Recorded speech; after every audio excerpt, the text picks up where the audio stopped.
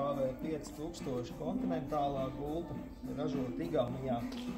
Viņa īpaši ir ar to, ka šis te pārvalks viņai ir tā kā viens vesels un nav sadalīts rāmja matracis no vidus matraču.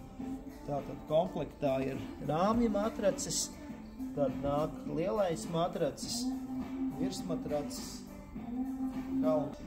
Tātad šai te gultai iespējamie izmēri ir sākot no 1,20 m līdz 2,10 m platumā.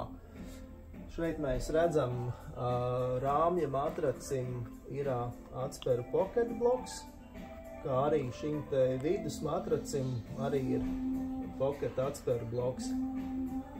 Virsmatracis šai gultai ir 7 cm biezs, un pati gulta var būt vidēji cieta vai cieta.